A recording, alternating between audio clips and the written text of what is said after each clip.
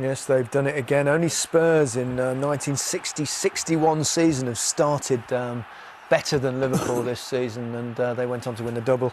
I recall that year. And Sadio Mane once again proved to be the match winner. Well, this Liverpool team don't do defeats, do they? 28 matches now in the league unbeaten. It wasn't a great performance, but they kept believing. Their mentality is incredible to keep going, and in the end, they found a way. He said it in commentary. That's exactly what they did.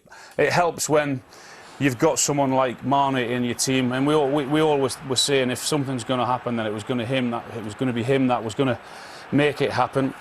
Could have done better with the header there. He was the one I always felt that was trying to drive them forward. What a ball that is in. We didn't agree with that. We thought it was a ridiculous decision to give that offside. Who puts the line? Where do they do it? But win the ball back. Lallana, go. That's a dive, and the referee gets it right. There's no complaints from the Liverpool players. They all agree with it. He gives them the yellow card, and it was the correct decision. You can see him go over there. Even the Liverpool fans will agree with that one. Or well, maybe they won't. Second half, that didn't change. Finding himself in the pocket there, you know he can go left or right. He goes left-hand side, this side. Decent effort, decent save from Tom Heaton. What a ball in this is from one fullback into Mane. Another good save. Speaking of fullbacks, how about this for a cross? Goes on the left foot, whips it in, Mane. There's the other fullback, Robertson. 87th minute that is. They grab the ball, they still want to go on and win. And what a header. A good ball in again. Brave, gets away from the defender and finds the corner of the net. It wasn't a good performance, but it was a winning one. Yeah, and that's the most important thing, obviously. And look at that, points from losing positions, the most in the Premier League this season, and it's so vital. But Ian, it was so tough on Villa in many ways. They were so defiant for so long. Yeah, Villa were brilliant today, and like the manager said, you know, they're very disappointed because it was lack of concentration. And when you look at someone like Nakamba, very impressed with Nakamba today. Trezeguet's best game for Villa for me today, and then you got Mings and Engels at the back. I think Villa are going to be fine. They were really good today. Certainly were. The last thing Southampton wanted after being thumped 9-0 by Leicester was back-to-back games against Manchester City. They got off lightly during their cup defeat in midweek, but would the title chasers be more ruthless in the league? Guy Mowbray. Well, two extraordinary football matches in many ways. Very similar. Anything Liverpool can do, it seems that Manchester City can do something similar, but it was very much Kyle Walker's day. Yeah, it was, and he said they know what they have to do now. Manchester City, they know how to have to win games, and Southampton have to get a lot of credit the way they played. But it wasn't himself. You know, he's been missing for the last couple of games, and he'll play this ball and he'll be in and around, getting behind him, or he'll be at least closer to Kevin De Bruyne. But in the first half, they weren't doing that. And I say a lot of it's got to go down to the way Southampton were. They were getting bodies there, they were blocking things, but at the same time, that's what you're really expecting from Kyle Walker. It didn't happen in the first half. Second half, there was a lot more space, and you've got to say as well, I think Southampton may have got a little bit more tired, but this is where you want to see where Kyle Walker is, and in this particular instance, Armstrong in the first half, he'd have been across there, didn't get across in time. Bam, is a brilliant ball in, and he scores. This is where Kyle Walker, again, into the areas where we know he can, shows good strength there, knocks over the big man, Vestergaard, and puts another good ball in the box. And then this is the goal. Again, this comes down to concentration from Southampton. They put a lot into this game, and in the end, he just comes at the back of Obier and scores. And, you know, like he said, you know, they just had to keep knocking on the door, you know, like we saw with Villa. Same with Southampton, they were very unlucky today. Really, you had to feel a little bit for Southampton, particularly after what happened to them last week. They've had a week that would have affected their club, but the way their players played today in the two games they've had against City, they should be very proud of them, and they'll get a lot more out of what they've done with performances like that. Yeah, it's a gutsy display. The twists and turns are happening again. At one stage today, both City and Liverpool were losing well for much of the game, and it looked like they both lose 3 points. Then it looked like maybe City would get an edge over Liverpool, but it's good teams keep going, and they wear you down. They have that belief, and with the managers that they have, both Pep and Klopp, they demand they keep on going. It happened to Man United many years ago. It wasn't a fluke, was it, that they scored so many late goals? No, and of course they meet next Sunday. Pep's quotes there might liven things up a little bit in anticipation. You'll look forward to watching that one, or are you off anyway? No, I'll be watching that one. You think? Are you off? No, I'll be watching it. Yeah. I'll see. I'll see. Flying any? No, I'm not flying out anywhere. Okay. No, I'll be watching it. We shall see. 2 games down with 6 more on their way. Well, I think Frank covered the VAR for us. We won't bother with that one. No, we didn't think so. Chelsea played some mouth-watering football again. Yeah, they're young, vibrant, energetic. And what I like most about them is how they're forward-thinking. Is that the forwards know that ball's coming in. Watch this pass from Jorginho. He looks once there. Tammy Abraham knows it's coming. Jorginho looks again. I mean, this is the pass of the season so far. It's just an incredible pass. But Tammy knows that ball's coming. He's on his way now. And before the defender realises it's too late, it's in the back of the net. What a pass, what a finish. Same thing again. Forward. First thought is forward. Can they pass the ball forward to get into the final third? Ben Foster was brilliant. All game it would have been 6 or 7 if it wasn't for him. Another chance for Tammy. But exactly the same thing again. He doesn't get on the end of it. Pulisic pass, but he knows it's coming and he's on his way again. And that's the good thing as a centre forward, you know it's coming right in. And then there's the mouth-watering stuff we're talking about.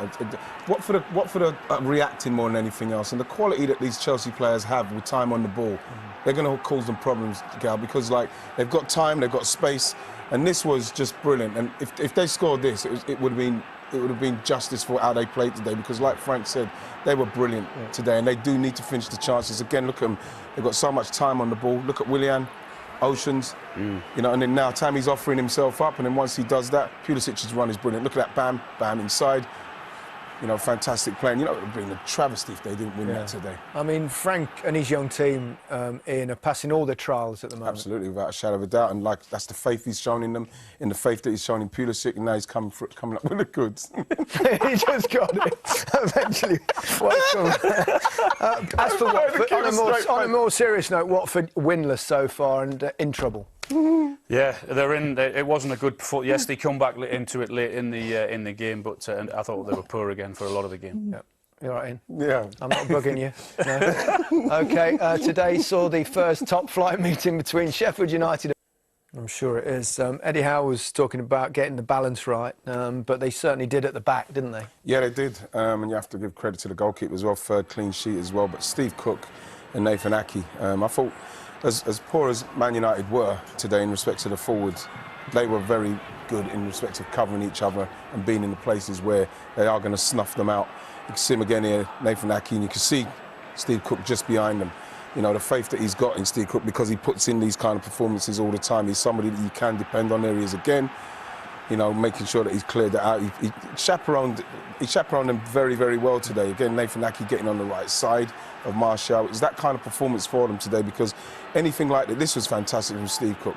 It was those kind of challenges that Man United were trying to get themselves back in, but they were resolute. Again, he tries to get on the near post, Steve Cook blocking again, and it was that kind of day for him. All day he was in the right place at the right time, making sure he was sniffing out the danger. So even if Man United did do something, he was there to sniff it out, and his manager's giving him a pat on the back, rightly so. No flies on him.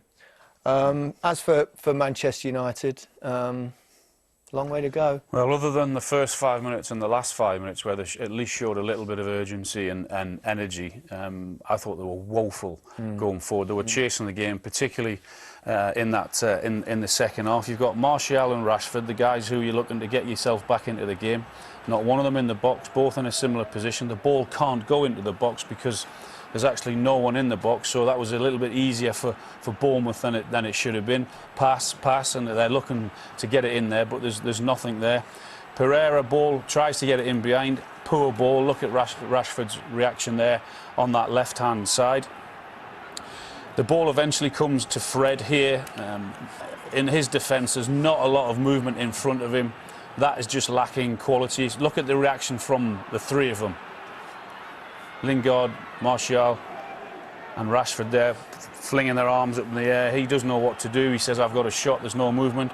And if Rashford wants to score more goals, and I'm sure he does, then this little bit has to improve, the killer instinct. Because once McTominay is getting ready to pull the trigger there, his thought has to be get in there for the goalkeeper, because he's got to expect him to spill it. Now watch him, he doesn't move anywhere. The defender does, and he eventually gets it, but Rashford doesn't move anywhere. If he does, he can have a tap in. It's a simple goal if he wants to sniff out little chances like that and score more goals. Do you think that's perhaps a natural thing? I mean, it's something that you two would have done, or can you actually learn that? You can look at that and you can learn from that, because you can see his reaction. His reaction is not to go in and get that tap in. Yes, you can teach that. Yeah, no clean sheet in 11 away games. Lowest position at this stage of the season since 1986. Is something to be concerned about. They've shown a little bit of sign of improvement in recent weeks as well. Yeah, a little bit of sign, but listening to Ole Gunnar Solskjaer saying about if you want to get into the top four, you know, I think that he's just got to try and get his team playing in a way that they can start just nicking games and winning games. OK. The headlines for Arsenal this week have been centred around their captain Granit Xhaka and his reaction to being booed by his fans last Sunday. This afternoon they were back at the Emirates to take on Wolverhampton Wanderers, watched by... Well, Wolves are always tough opposition these days, there's no doubt about that, but things not really happening for Arsenal at present.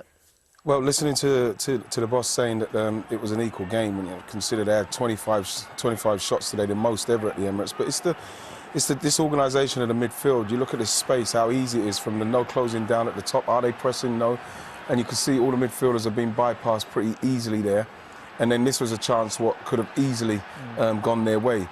But like, it's just, again, you look at Torreira, he's way up the field. You look at Ceballos, and then once we get into this situation, they can't really do anything in respect of stopping Wolves. And I find it very easy when you watch Arsenal, it's very easy for teams to get through them.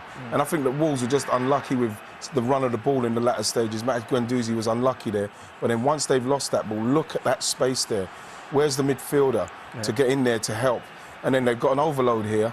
And the only thing where they get away with this one is that it's a poor ball from Traore. You know, this is the goal. And, you know, I don't know what to say. It's poor from Ceballos. He's not looking. They switch off. Wolves, you know, good ball into the box, and, you know, two defenders, and he beats them quite easily. And this was the last knockings of the game. Now you just want to say, right now, we got back to 1-1. Let's just keep it. You see the centre half coming into an area where you're thinking, let me just jockey him, leave him there. But he's left the space behind him. Easy ball through, and Jota, he taxed them at the art of the defence there, and he's very lucky not to get something. You know, it's worrying times. It is. We're out of time, sadly. Thanks very much. Always a pleasure working with the Ant and Dec of football punditry. Before we leave you, let's have a look at the Premier League table. Liverpool have maintained their 6-point cushion over Manchester City ahead of the meeting between them at Anfield next weekend. Chelsea are now third, with Leicester playing on Sunday. Watford have failed to win their opening 12 games of a league campaign for the first time. Defeats for Norwich and Southampton keep them in the bottom three. That's it. So City leave it late, Liverpool leave it later. Apparently Wrighty's off to eat leaves. Get us out of here. Goodbye.